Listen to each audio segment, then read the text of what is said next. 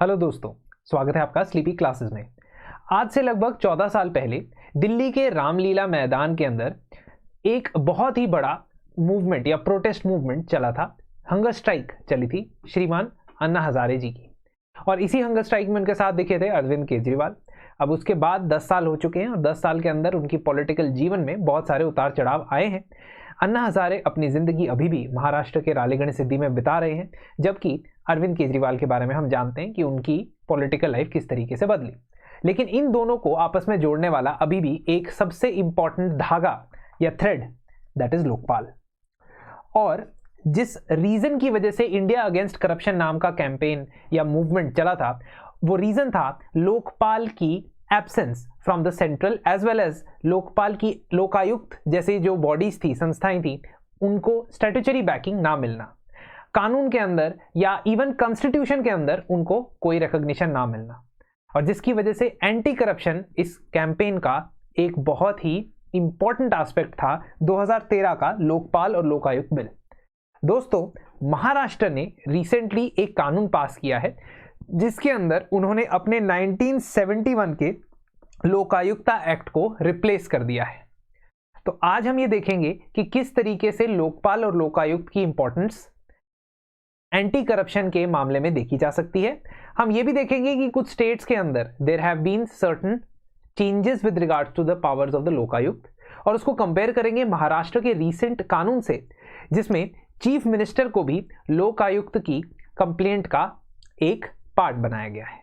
लोकायुक्त क्या है? Anti corruption के लिए एक न्यूट्रल व्यक्ति, एक न्यूट्रल इंडिविजुअल हो सकता है या एक इंस्टीट्यूशन हो सकता है जिसके पास आप पब्लिक सर्वेंट्स के द्वारा की गए करप्शन को की कंप्लेंट करने जा सकते हो। Now it has been inspired from the Swedish ombudsman model. Ombudsman for example, आपने बैंकिंग ओम्बड्समैन के बारे में सुना होगा, इंश्योरेंस ओम्बड्समैन के बारे में नाम सुना होगा।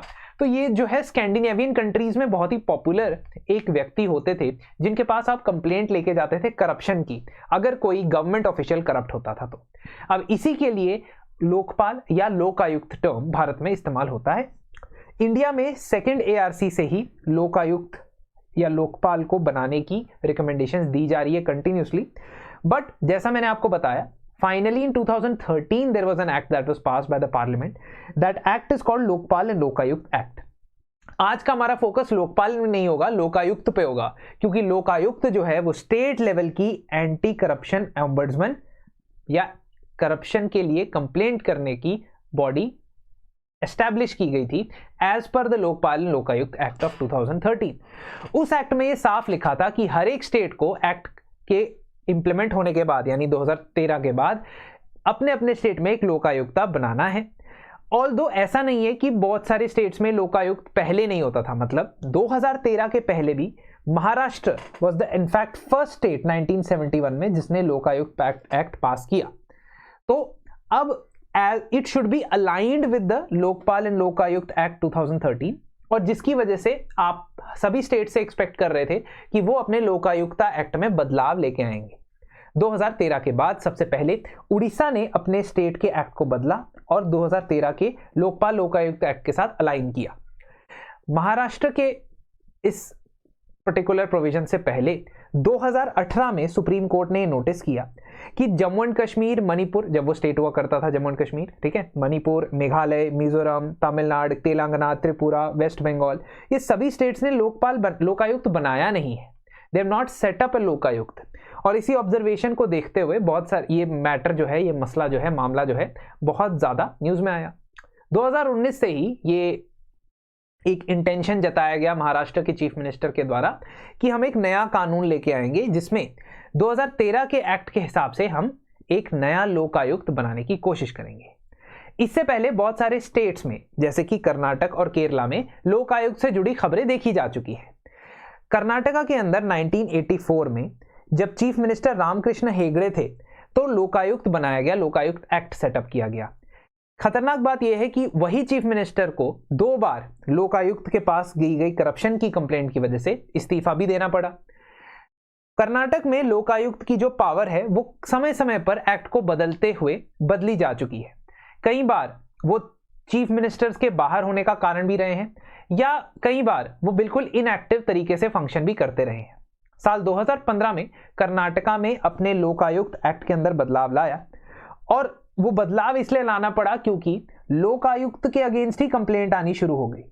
सो the person who was appointed as the chairperson of the Lokayukta, he was only the victim और the complaint of corruption was against him, and that is why उन्होंने लोकायुक्त एक्ट में चेंज लाया और ये कहा कि अगर लोकायुक्त को रिमूव करने के लिए आपको प्रपोजल लेके आना है तो वो proposal 1/3 members of either house से आ सकता है। आइदर हाउस मतलब कर्नाटका एक बाई कैमरल लेजिस्लेचर है। बाई कैमरल लेजिस्लेचर का मतलब कि यहाँ पे 2 हाउसेज है, एक है काउंसिल, लेजिस्लेटिव काउंसिल, और एक है लेजिस्लेटिव असेंबली, जिसको विधान परिषद भी कहते हैं। तो इसीलिए दोनों हाउसेज की 1/3 मेंबर से आप एक प्रपोजल ले आइए और लोकपाल को रिमूव कर दीजिए। लेकिन इस पर्टिकुलर अमेंडेड लॉ के अंदर लोकायुक्त की रिमूवल इजी करने का रीजन ये था कि लोकायुक्त के चेयरमैन खुद एक पर्टिकुलर कंप्लेंट के विक्टिम थे। इसी के साथ साथ केरला में भी रिसेंटली हमने देखा कि केरला की सरकार ने एक ऑर्डिनेंस पास करवाया गवर्नर के थ्रू, और उस ऑर्डिनेंस में ये लिख दिया कि लोकपाल के पास सिर्फ रिकमेंडेटरी पावर्स होंगी। तो मान लीजिए लोकपाल अपनी इन्वेस्टिगेशन करवाए और लोकायुक्त अपनी इन्वेस्टिगेशन करवाए, और इन्वेस्टिगेशन करवाने के बाद ये पता लगे कि yes that person was guilty of corruption, तो चाहे वो मिनिस्टर हो, चाहे वो पब्लिक सर्वेंट हो, तो केरला के अंदर that there could be a directive given to the state government that remove this person. ठीक है, there could be a directive that could be given by the Lokayukta. तो वो डायरेक्टिव से डर के और ये देखते हुए कि मिनिस्टर्स के साथ अगेंस्ट ही बहुत सारी कंप्लेंट्स केरला के लोकायुक्त के पास पेंडिंग है, केरला सरकार ने एक बिल को या एक ऑर्डिनेंस को पास करने की कोशिश की। इस ऑर्डिनेंस में ये लिख दिया कि जो स्टेट गवर्नमेंट है इट कैन आइदर एक्सेप्ट और it can reject the verdict of Lokayukta and after giving an opportunity of being heard. ठीक है, तो लोकायुक्त को रिकमेंडेटरी पावर्स दे दी गई।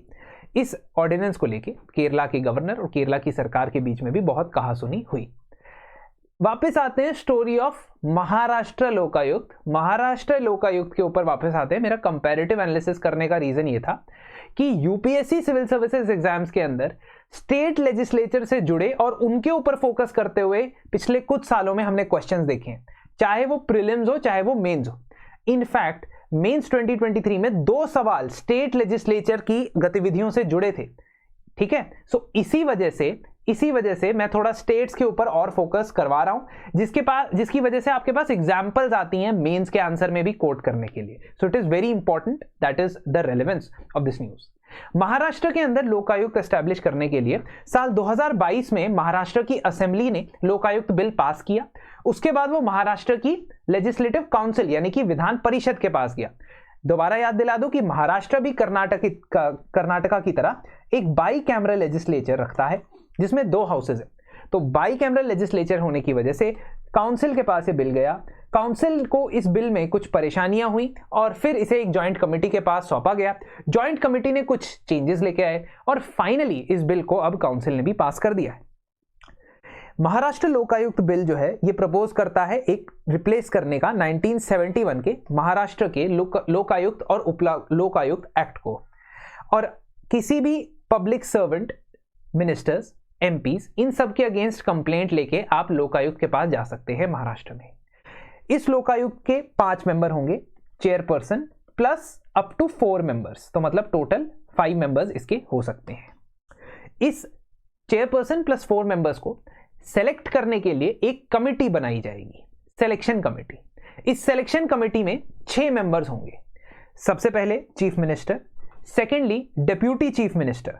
Now deputy chief minister is not a constitutional position, तो इसका मतलब ऐसा हो सकता है कि किसी सरकार में डेप्यूटी चीफ मिनिस्टर हो, किसी में ना हो। फॉर एग्जाम्पल प्रेजेंटली महाराष्ट्र में 2 डेप्यूटी चीफ मिनिस्टर्स हैं, लेकिन ऐसा भी हो सकता है कि कभी डेप्यूटी सीएम ना हो। यह भी बात आप समझ लीजिए। खैर, अभी के लिए जो कानून बना है उसमें लिखा है CM, deputy CM, speaker, chairperson. ये कहां के हैं? स्पीकर असेंबली के, चेयरपर्सन काउंसिल के, लेजिस्लेटिव काउंसिल के, असेंबली के लीडर ऑफ ऑपोजिशन, काउंसिल के लीडर ऑफ ऑपोजिशन और बॉम्बे हाई कोर्ट के चीफ जस्टिस। दीज 7 और 8 members depending upon the number of deputy CM, ठीक है, 7 और 8 members will be part of the selection committee, और सिलेक्शन कमिटी की तरफ से जो नाम जाएंगे उनको गवर्नर अपॉइंट करने वाले हैं एज लोकायुक्त। चेयरपर्सन की पोजीशन पे सिर्फ इनमें से कोई बैठ सकता है। कौन? किसी भी हाई कोर्ट के चीफ जस्टिस, किसी भी सुप्रीम कोर्ट के जज, चाहे वो करंट हो चाहे वो फॉर्मर हो, या बॉम्बे हाई कोर्ट के करंट या फॉर्मर जज, ठीक है। So 3 qualifications as far as chairperson is concerned. इसके अलावा 2 और जुडिशियल मेंबर्स होंगे, यानी जुडिशरी में से मेंबर्स रहेंगे, और 2 और एडमिनिस्ट्रेटिव मेंबर्स भी रहेंगे, ठीक है। तो जुडिशियल मेंबर्स के लिए अगर आप डिस्ट्रिक्ट कोर्ट के जज रह चुके हैं, या अभी प्रेजेंटली डिस्ट्रिक्ट कोर्ट के जज हैं, या हाई कोर्ट के जज हैं, तो आप एलिजिबल हो सकते हैं to be appointed as judicial members. Non judicial members के लिए भी क्वालिफिकेशन बताई गई है कि कम से कम 25 साल का एक्सपीरियंस यदि आपका पब्लिक एडमिनिस्ट्रेशन में, फाइनेंस में या एंटी करप्शन के अंदर है तो आप इसके मेंबर बन सकते हैं। तो सबसे अच्छी बात यह है कि इसमें क्लियर कट क्वालिफिकेशन है। दूसरी बात यह कि यहां पे चीफ मिनिस्टर को इम्यूनिटी नहीं मिली है, जस्ट लाइक लोकपाल के केस में प्राइम मिनिस्टर को इम्यूनिटी नहीं मिली है, इन सर्टन मैटर्स मिली है, ठीक है। सॉवरेंटी इंटेग्रिटी वाले मैटर्स में प्राइम मिनिस्टर को इम्यूनिटी है।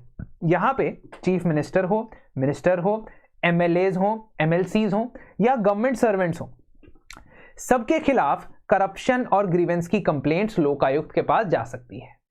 अगर किसी भी कंप्लेंट में लोकायुक्त को मेरिट नजर आता है तो वो प्रीलिमिनरी इंक्वायरी करवा सकते हैं, और अगर चीफ मिनिस्टर के खिलाफ कंप्लेंट जाती है तो उसके लिए थोड़ा सा स्पेशल या स्पेसिफिक प्रोविजन है। अगर लोकायुक्त के पास कंप्लेंट जाती है चीफ मिनिस्टर से रिगार्डिंग, तो वो प्रीलिमिनरी इंक्वायरी स्टार्ट करवा सकते हैं, और स्पीकर की परमिशन उनको लेनी पड़ेगी बिफोर प्रोसिक्यूटिंग द सीएम। तो इसका मतलब ये सिंपल मामला नहीं होने वाला है। जब भी लोकायुक्त को चीफ मिनिस्टर के खिलाफ इंक्वायरी कंडक्ट करनी है, चाहे वो करंट सीएम हो या फॉर्मर सीएम हो, उस इंक्वायरी कंडक्ट करने से पहले उन्हें महाराष्ट्र की असेंबली से 2/3 मेजॉरिटी से मोशन पास करवाना पड़े। So although the CM has been kept, but the criteria to start the inquiry against the CM has been placed very difficult as compared to other ministers or legislators, and that is the important thing in this particular observation that you need to make. इसके अलावा अगर आप लोकायुक्ता के पास जाते हैं तो as individual या group complaint कर सकते हैं, और लोकायुक्ता इन्वेस्टिगेशन की पावर्स रखता है। उसके पास वो 6 मंथ्स के लिए किसी स्टेट इन्वेस्टिगेटिव एजेंसी को ये टाइम दे सकता है कि आप इन्वेस्टिगेशन करें, उसके बाद रिपोर्ट बनाएं, और लोकायुक्ता की रिकमेंडेटरी पावर्स यहां पे देखी जाएगी, ठीक है। So Lokayukta again is having recommendatory powers like filing charges और डिपार्टमेंटल प्रोसीडिंग्स। साथ ही साथ लोकायुक्ता तब इंक्वायरी नहीं करेगा जब सिमिलर इश्यूज पेंडिंग हो, यानी कोर्ट के पास कोई केस चल रहा हो, उस केस में इंक्वायरी नहीं करवाएगा। अगर चेयरपर्सन या मेंबर्स ऑफ लोकायुक्त के अगेंस्ट कोई कंप्लेंट हो, दिस इज इंपॉर्टेंट बिकॉज हमने कर्नाटका वाले में देखा था कि वहां पे तो कंप्लेंट ली जा सकती है। And 3 years after the date of incident if you go to the Lokayukta, incident के 3 वर्ष बाद अगर आप जाते हो तो आपकी कंप्लेंट नहीं कंसिडर की जाएगी। कमेंट सेक्शन में आप मुझे बताइए, क्या आपको पता है कि लोकपाल के केस में, नेशनल लेवल पे जो लोकपाल है उसके केस में क्या कोई टाइम लिमिट है कि इतने साल के अंदर अंदर ही आपको लोकपाल के पास जाना है after the corrupt practices done? तो ये मुझे कमेंट सेक्शन में जरूर बताइए। इसके अलावा इस लोकायुक्ता एक्ट में स्पेशल कोर्ट्स बनाने का भी प्रावधान है, जिसमें करप्शन केसेस का स्पेशल ट्रायल होगा और 1 साल के अंदर अंदर उस ट्रायल को कंप्लीट करने की कोशिश की जाएगी।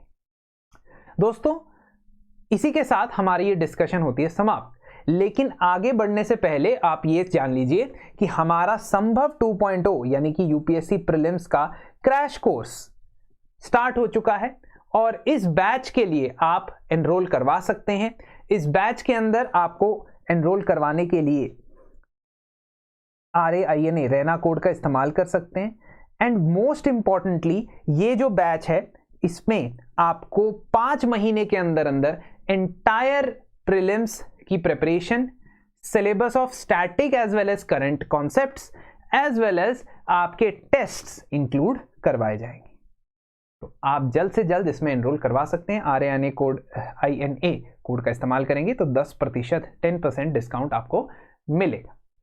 ठीक है, इसके अलावा अगर हम लोकायुक्ता की बात करें तो इसमें क्या आपको कुछ इश्यूज नजर आ रहे हैं? अब कुछ प्रॉब्लम्स या कुछ ड्रॉबैक्स अभी भी बहुत सारे स्टेट्स के अंदर लोकायुक्त के साथ आपको नजर आएगी। तो मेंस के पर्सपेक्टिव से दिस इज वेरी इंपॉर्टेंट, क्योंकि आपसे एनालिसिस करने के लिए पूछा जा सकता है।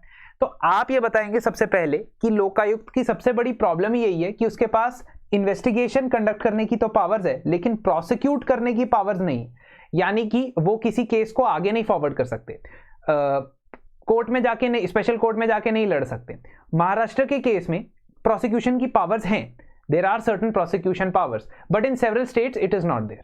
ठीक है, तो इसका मतलब अगर उनको एविडेंस भी मिलता है करप्शन का तो बस रिकमेंडेशन दे सकते हैं कि भाई इसके खिलाफ एक्शन ले लो।